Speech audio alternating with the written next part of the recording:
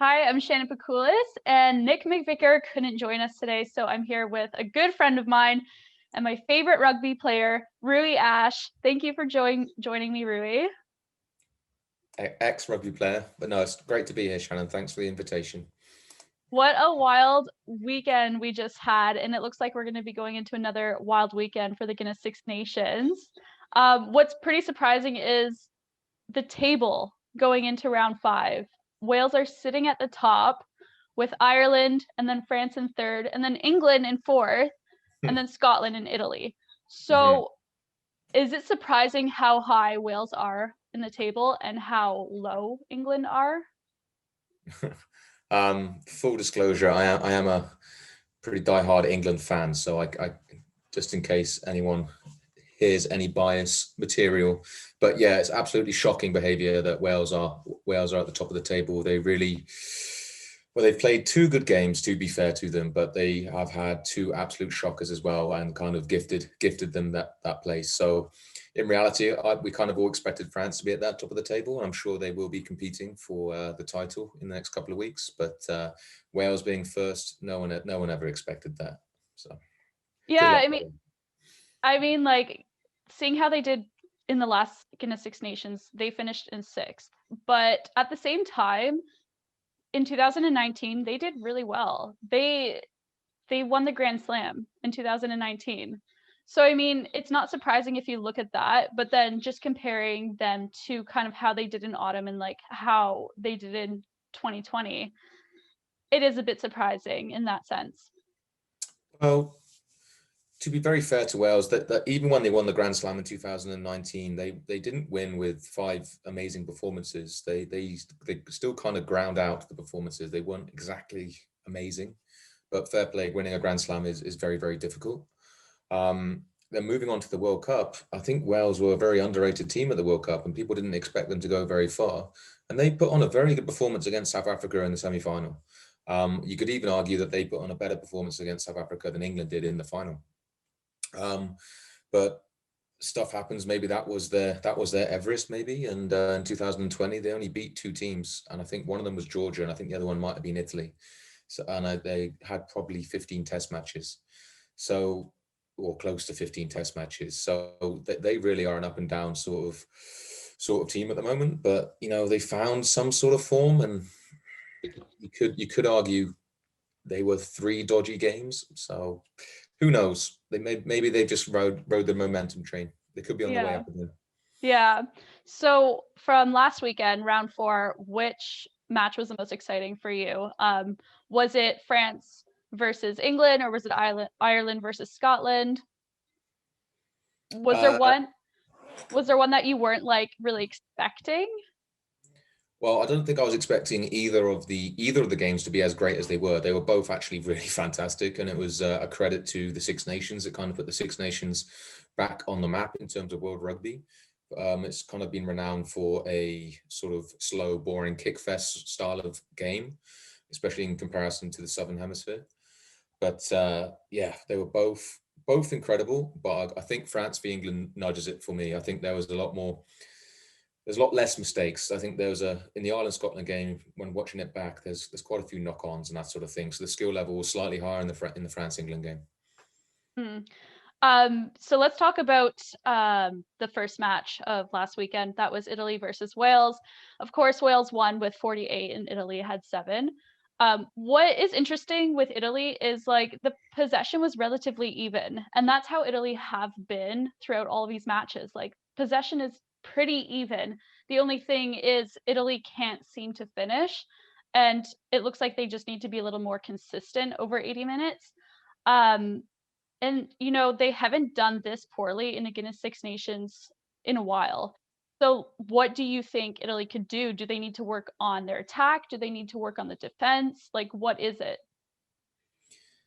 Um, yeah, Italy's a tough one. It's like watching the games, especially like the first game against France. They look very competitive at stages. Like in the first game against France, they could have gone in at halftime. It could have been very, very close. I think they had a couple of interceptions and stuff that kind of looked a bit more misleading than it was. But in that French game, they lost, I think it was Pelledri in that game. And Pelledri's an incredible crash ball runner, and he really gave that team momentum.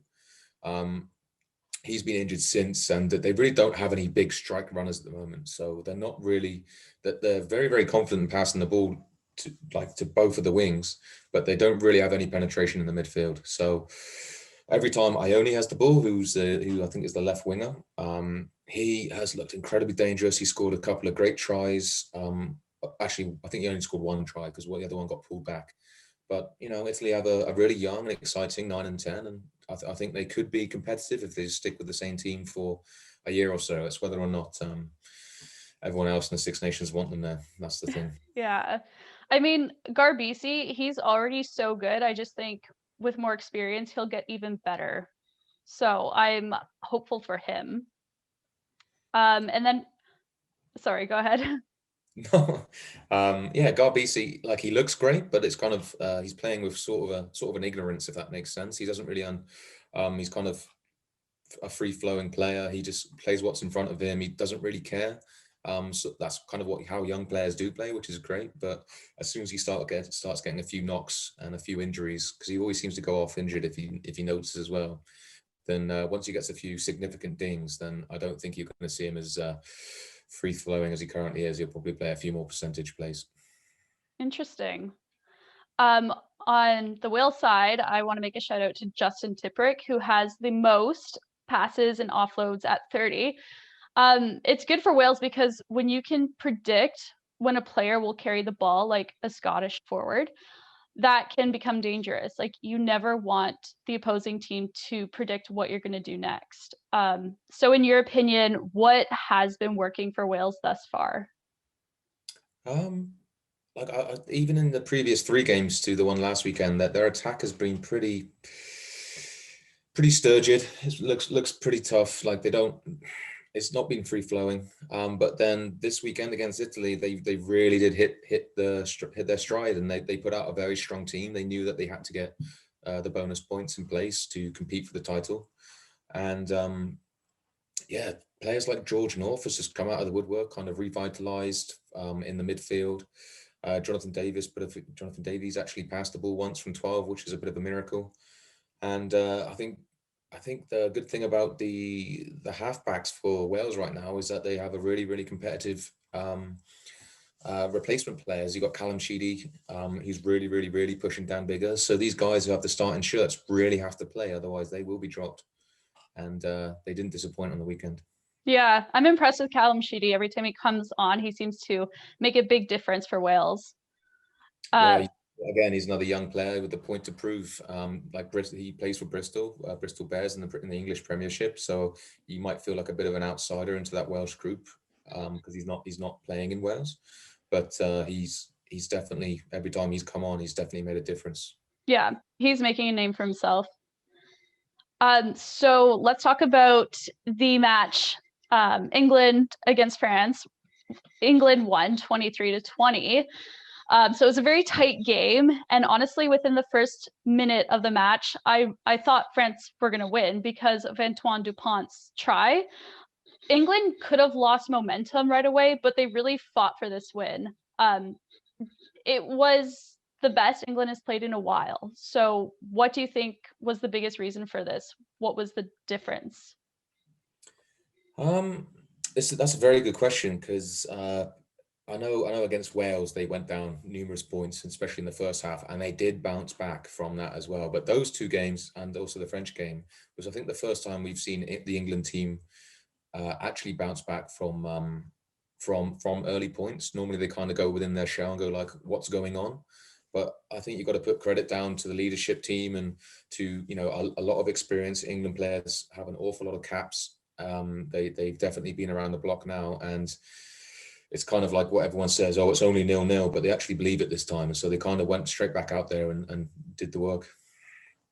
Yeah, I think they're going into the game knowing that, like, this was their chance to redeem themselves. Like, everyone in England, it seemed to, like, everyone was so disappointed with their team, and this was their chance to be like, this is who we are. This is what we've got. They definitely had better discipline, and they didn't stick with this plan A way of playing. Like they weren't always just kicking, and I think they had more of a plan B way of playing where they made decisions on the field as they came. So even Owen Farrell post match said that they were more decisive. And shout out to Owen Farrell, who landed all 5 kicks and he kept his team in contention before the final Maro Toje try. Mhm. Was it a matter of the English playing better, or was it the French not playing to their full potential? No, the French that first half was just incredible. The French were amazing.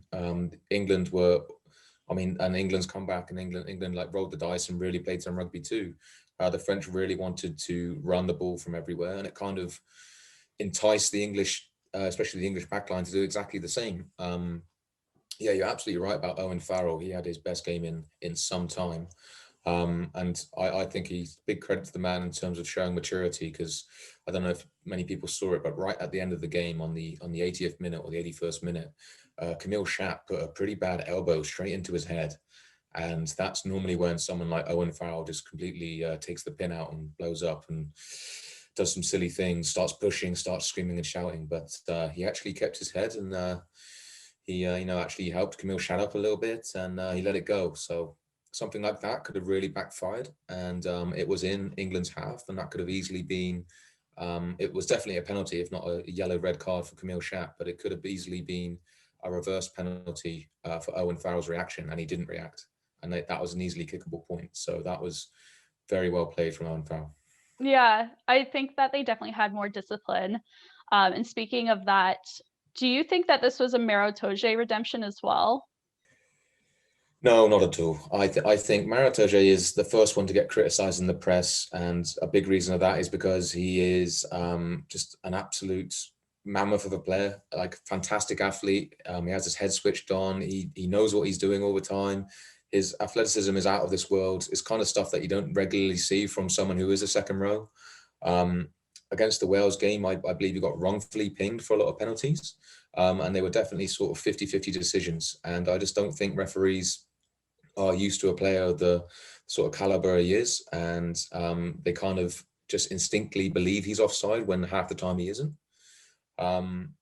So no, I don't think it was a redemption, because I don't think he has anything to redeem for. I think he was always a great player, and I think those sort of great players always come up good. So he definitely did this game. Very well said. I was very impressed by his try. I'm very happy for him. The try was a little bit of a dubious point, to be fair. That was more of a refereeing thing. So the referee at the time said that it was said he ruled it a non-try on the field. So there has to be really clear evidence that Maro did score it, and that clear evidence was up for debate, shall we say? But I'm happy they won. Yeah, I'm still happy he got it. I'm happy it counted. So the last match of round 4 was on Sunday, and that was Ireland versus Scotland, which was super intense. Ireland ended up winning. It was 27-24. And it was such a close game as well, because both teams are very rugby smart, and I think that they both think very critically on the pitch. But Scotland they couldn't pull this one off. So what was lacking on the Scottish side? Um, I actually think and you don't really like to blame individuals. It's not the bit like rugby is obviously a very much a team sport, but one player really stepped up, and that was Stuart Hogg, and then one player really went really had a shocker, and that was Finn Russell.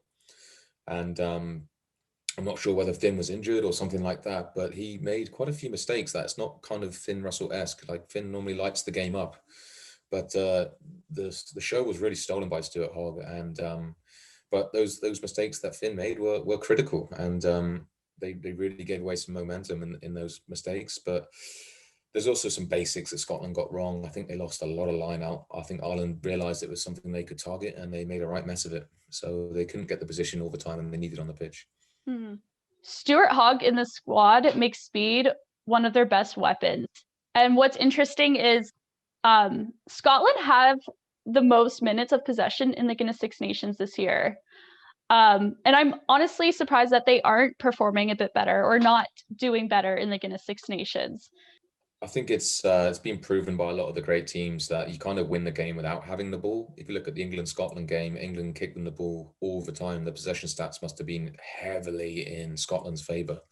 But it's a lot of the time it's what you can you do when you have it. I mean, Scotland don't really have the strike runners. They have that huge, they have Van der Merwe on the wing, but they're just not getting him the ball. They have Hamish Watson, who's probably the strongest, smallest guy on the pitch, but he's the only one that's really carrying this month and getting him on the front foot. So they got to kind of rethink the midfield and maybe get some bruises in there, or kind of rethink that back row a little bit more and get a real powerful number 8, something like that, something to really get them some momentum.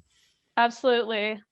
But yeah, let's talk about this weekend, which is actually tomorrow. It's Super Saturday. I just want to go through some of your thoughts and predictions. We have all 3 matches on Saturday. So the first one up is Scotland versus Italy. That's at 10:15 a.m. Eastern time. Mm-hmm. And my prediction is pretty obvious. I think that Scotland will win with a bonus point, but I do think that Italy will play their best game. Like, they will come on strong. They want to finish strong. What do you think about this one? This was going to be very interesting. I think Scotland will win at the end of the day, but they have really mixed their side up. I'm not sure whether they have decided to rest a lot of their players ready for next week's game against France, but they've gone for some pretty left field choices. Stuart Hogg's been moved up to the 10 slot. I think this is his first ever start at fly half for Scotland. He started at fly half for the Lions. I think it was 2013, so that was like 9 years ago. Was probably his last game at 10. And it's going to be a real big test of the man. Like, I've been a huge critic of him. I think he sometimes overplays his hands. I think he needs to go back to just using his speed as a strength. Sometimes he bites off a bit more than he can chew. So, yeah, hopefully he matures and just does the basics well. He gives the balls to his backs, doesn't try too hard. And I think if they can do that, and if he's strong enough to do that, then yeah, you could see a fantastic victory. But if he gets inside his own head and tries too hard, starts missing a few penalty kicks to touch, starts making some silly offloads, starts passing the ball when it's not on, then Italy could gain some momentum. Italy are desperate for a win. So it's going to be an interesting game, that's for sure. Yeah, I have a lot of respect for Scotland, but I do really want to see Italy finish strong and do well. So the next match is Ireland versus England. That's at 12:45. So England have kind of got their groove back and they have this confidence, but Ireland have been more consistent. So I think maybe Ireland will win, and England will get that loser's bonus point. But yeah, both teams have the confidence now because they're coming off of a win. But what do you think? I think this is going to be the toughest game to call of the weekend. Ireland have made some changes. They've changed their scrum half from Gibson Park, who I actually thought had a pretty good game last week, to Conor Murray, the experienced campaigner. Conor Murray's probably got a big point to prove, and he has to have a big game. Otherwise, I think he might get dropped. And so I think he has a point to prove. They've also removed James Lowe, who's pretty good at attack, but he's a defensive frailty. And they put it back in Jacob Stockdale, who also has a very big point to prove for Ireland. It is in Ireland, and like you said, they're starting to gain a bit of momentum from a pretty dodgy start. But they have lost some big characters as well. I think James Ryan has gone down with injury. Gary Ringrose is not longer available as well. So 2 big experienced players are going to be missing out. From England, you got again, they're very, very hungry. A lot of the 2019 and 2020 media kind of say to them that they don't have 2 big performances in a row, which is one of the reasons why they lost the semi-final they lost the final in the 2019 World Cup. And they don't believe that England are able to back up performances. So I think Eddie Jones will be using that all week as inspiration for the players to get them fired up. I really think that England can do it, but you're just going to have to find out on the day. I think it's going to be a very tight one. I'm hoping England to win by about 2 points. We'll see. It'll be interesting. I'm excited to see this one.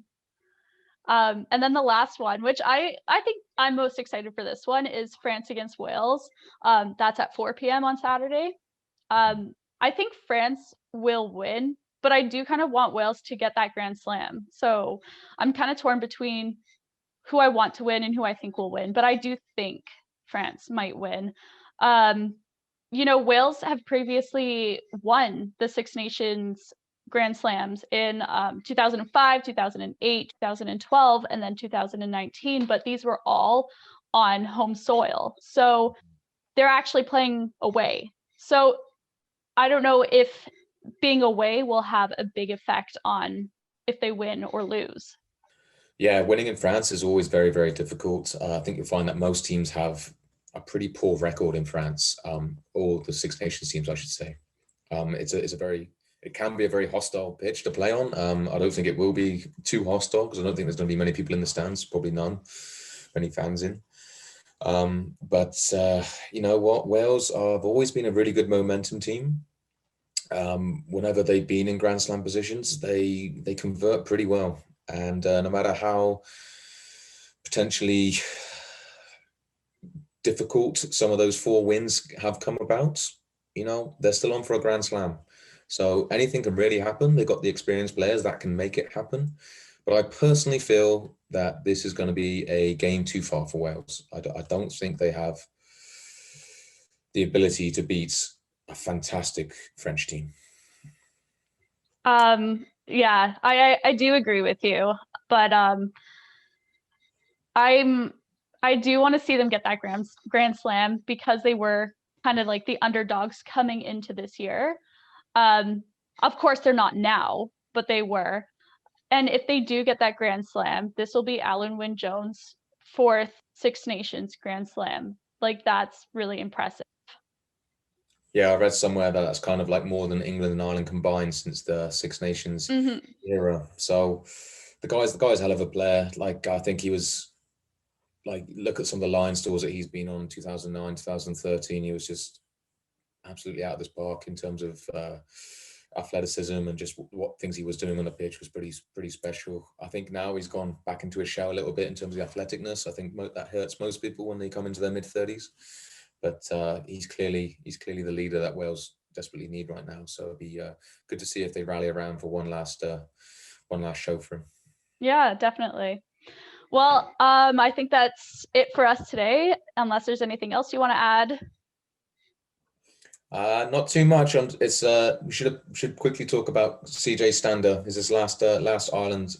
There's a lot of issues in terms of project players with a lot of the home nations, and CJ Stander has been head and shoulders probably the best project player there's been. So I'm a little bit sad to see him retiring at the age of 30 years old, but I hope he goes well against England tomorrow, and best of luck. Yeah. All right. Well, thank you, Rui. And see you next time we chat about rugby. Take it easy. Bye.